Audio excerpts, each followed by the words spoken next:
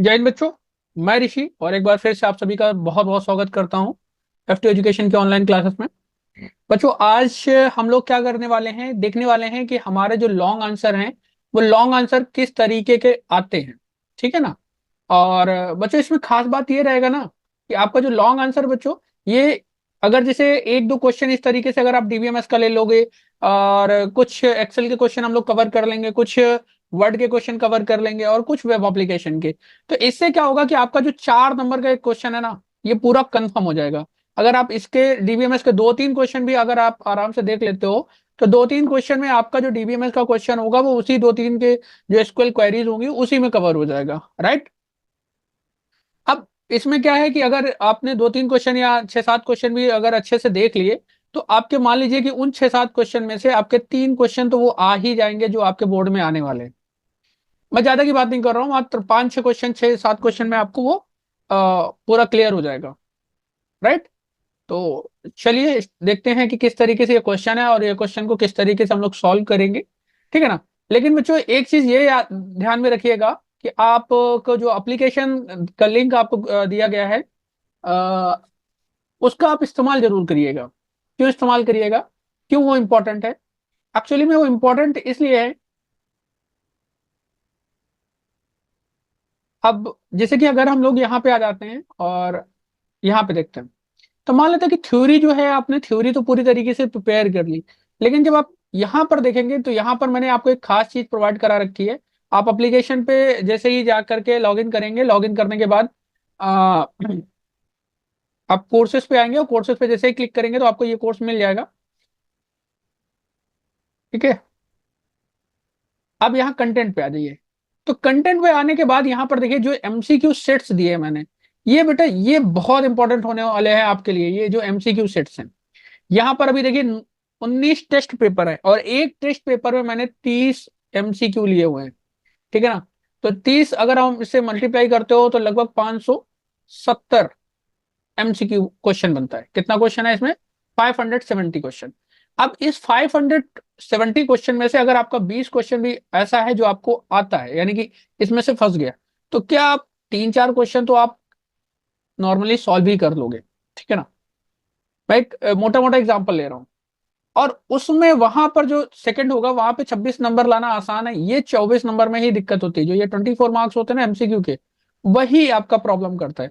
तो उसके लिए बच्चों ये बहुत इंपॉर्टेंट होगा। और जिसको पेड नहीं भी करना, मतलब पेड नहीं लेना है, तब भी आपके लगभग 5 सेट मैंने फ्री अवेलेबल करा रखे हैं। फ्री हैं 5 सेट। और जैसे ही आप इसको लॉग इन करेंगे तो आपके जो ऑफलाइन असाइनमेंट होगा, ऑफलाइन असाइनमेंट करके आपको एक मिलेगा, और उस ऑफलाइन असाइनमेंट में आप इनका यूज कर पाओगे। लेकिन इनकी खास बात क्या है बच्चों, ये वन टाइम यूज है, यानी कि जैसे ही आप किसी पांच में से किसी एक को एक बार यूज करेंगे तो वो दोबारा आपको यूज करने के लिए नहीं मिलेगा। वन टाइम यूज है। और अगर आप पेड लेते तो आप चाहे तो जितनी जितनी टाइम चाहे आप उसका इस्तेमाल कर सकते हो। जैसे ही आप यहाँ पे क्लिक करोगे तो ये देखिए ये सारे के सारे सेट लगे हुए हैं।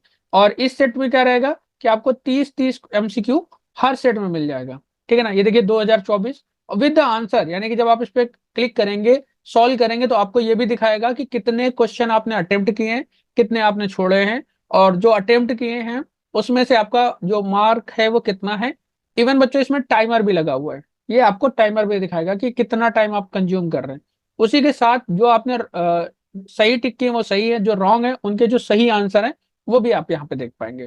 तो इस तरीके से ये आपके लिए बहुत बेनिफिट है। ठीक है। और बच्चों जैसे ही आप ऐप को डाउनलोड करें तो उसमें रिव्यू जरूर शेयर करें। तो चलिए हम लोग क्वेश्चन ले लेते हैं। तो ये रहा हमारा क्वेश्चन। सबसे पहले दिया गया consider the following table shop P.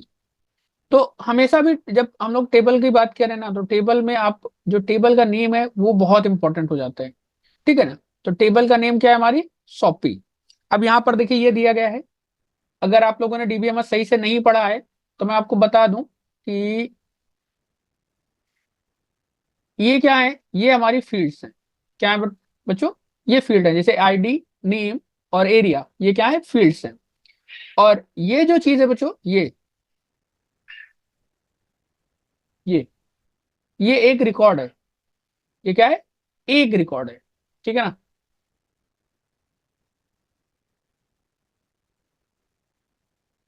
Record है। इसको आप लोग क्या बोलेंगे, डेटा आइटम्स। ये क्या है, जो छोटे छोटे हैं इनको आप लोग डेटा आइटम्स कह सकते हो, डाटा आइटम, ठीक है ना। और ये पूरी टेबल है। अब उसी तरीके से ये आपका कॉलम हो जाएगा और ये आपके रो हो गया, ठीक है ना।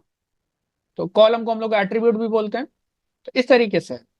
अब बच्चों ये मान लीजिए कि आपका लगभग लगभग 95% डीबीएमएस के क्वेश्चन में ये क्वेश्चन आना ही आना है, 95%, ठीक है ना। How many fields are and record are there in the shoppe table, simple सा है। और इसमें आंसर भी बहुत छोटा लिखना है आपको, बहुत बड़ा आंसर नहीं लिखना है, बहुत छोटा सा आंसर लिखना है। सिर्फ क्या लिखना है, अभी देख लीजिए, पहले टेबल देख लेते हैं हम लोग। तो टेबल में देखिए, ये हमने क्या बताए थे आपको, फील्ड। हाउ मेनी फील्ड, तो एक, दो और तीन। तो कितने फील्ड्स हो गए, तीन। और उसके बाद आपका क्या है, रिकॉर्ड। तो देखिए ये हमने आपको बताया था रिकॉर्ड, तो एक रिकॉर्ड, दो रिकॉर्ड, तीन, चार, पांच, बस। अब इसको लिखना कैसे है, देखिए यहाँ पे सिंपली आप लिखेंगे, there are, there are three field and five record in the shoppe table, ठीक है ना। तो अब इसके बाद हम आ जाते हैं दूसरे क्वेश्चन को पिक कर लेते हैं, जो हमारा एसक्यूएल है, क्वेरी। बच्चों देखिए क्वेरी तो आनी ही आनी है। ये क्वेश्चन आप मान लीजिए कि जो डेटाबेस है, आपके क्वेश्चन पेपर में दो डेटाबेस के क्वेश्चन आने वाले हैं। एक क्वेश्चन ऐसा रहेगा जिसमें आपको क्वेरी लिखनी होगी, और दूसरा क्वेश्चन जो होगा वो थ्योरेटिकल बेस्ड रहेगा, ठीक है ना। ये हो गया। अब यहाँ पर हम लोग दूसरा क्वेश्चन ले लेते हैं, right the SQL commands for the following. ये बच्चों ये वाला जो होता है वो एक नंबर का आता है, और ये जो है तीन क्वेश्चन देखो यहाँ पे दिए गए ना, तो ये 3 नंबर के हैं, ठीक है। तो एक नंबर आपका पक्का हो गया। अब हम लोग यहाँ पे आ जाते हैं, डिस्प्ले आईडी नेम, क्या बता रहा है, display ID and S name. S name मतलब ये देखिए, of all the shop located in the Nehru Place. तो हमने एरिया ले लिया। ये कह रहा है कि डिस्प्ले आईडी यानी कि सिर्फ आईडी दिखाना है, और क्या दिखाना है, यानी कि आईडी दिखाना है, और एस नेम दिखाना है, मतलब नाम दिखाना है, शॉप नेम दिखाना है, अ, सभी दुकानों का, जिनका जो एरिया है वो क्या है, नेहरू प्लेस है। तो चलिए भाई देख लेते हैं इसको हम लोग कैसे सॉल्व करेंगे। इरेजर,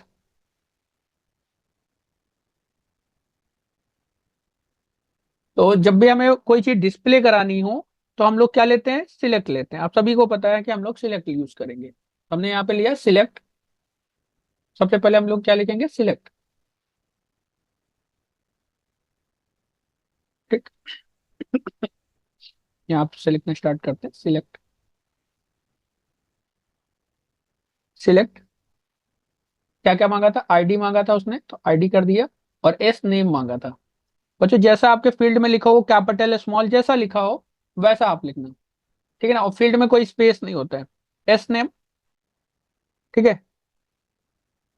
फ्रॉम शॉपी, फ्रॉम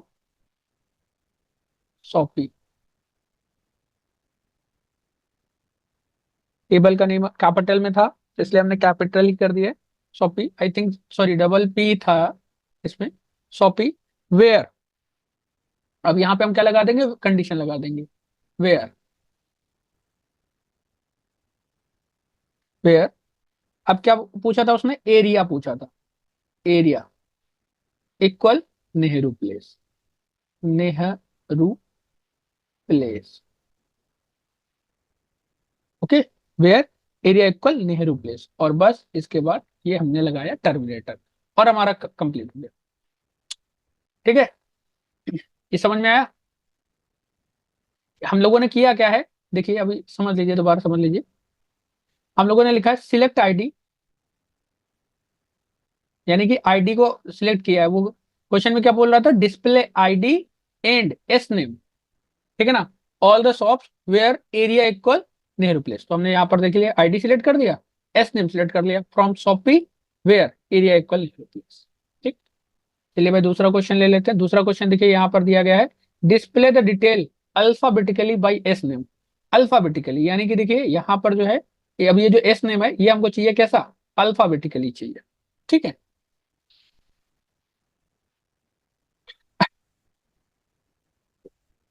तीसरा क्वेश्चन हम लोग सॉल्व कर लेते हैं, या दूसरे का दूसरा सॉल्व कर लेते हैं।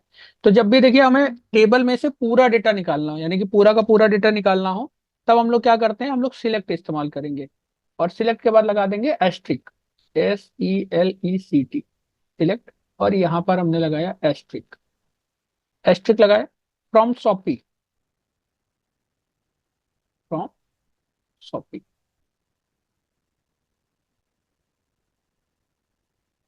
शॉपी। अब क्या करना था, अब हमें जो नाम थे, मतलब कि हम लोगों ने यहाँ पर ले लिए हैं, तो जो नाम थे वो ऑर्डर बाई करने थे, किसके, एस नेम के। तो बस हम सिंपल से कर देंगे यहाँ पर order by, order by S name. बच्चों फील्ड का नाम बिल्कुल वैसे ही लिखेंगे जैसे आपकी टेबल में दिया गया होगा, और यहाँ पे टर्मिनेटर लगा दिया, बस हमारा काम खत्म हो गया। ठीक है, अब देखते हैं तीसरा क्वेश्चन क्या है हमारा।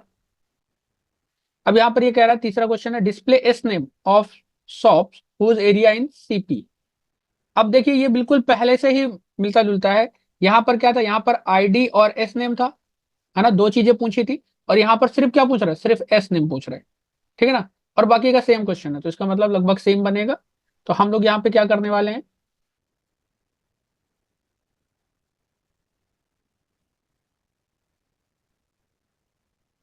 हम लोग यहाँ पे बहुत सिंपल सा काम करने वाले हैं। बिल्कुल इसी तरीके से जो है हम इसको लिखेंगे। अब यहाँ पर देखिए जैसे हमने लिखा था सिलेक्ट, तो हम लोग यहाँ पर यूज करेंगे सिलेक्ट। बच्चों जहां पर भी डिस्प्ले आपसे पूछा जाए कि डिस्प्ले करा दीजिए, वहां पर आप सिलेक्ट इस्तेमाल करेंगे। तो सिलेक्ट किया गया भाई एस नेम, एस नेम, क्योंकि हमें सिर्फ यही डिस्प्ले कराना है। और बस फ्रॉम शॉपी, फ्रॉम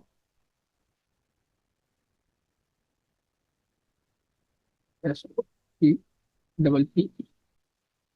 शॉपी। अब फिर वही condition, where area equal, equal. अब यहाँ पर क्या था, CP। ठीक है ना, ये दिल्ली का है, जिसको हम लोग फुल फॉर्म में कनॉट प्लेस बोलते हैं। बस हो गया, खत्म बच्चों। तो आई थिंक बस इतना सा ही क्वेश्चन है। और अगर जब आपको अगर DBMS की क्वेरीज बहुत अच्छे से आती हैं, तो इसको सॉल्व करने में मात्र आपको 5 मिनट लगने वाला है। 5 मिनट भी बहुत ज्यादा है। अगर आपको अच्छे से आता है तो 5 मिनट में आप इसको पूरी तरीके से सॉल्व कर सकते हैं।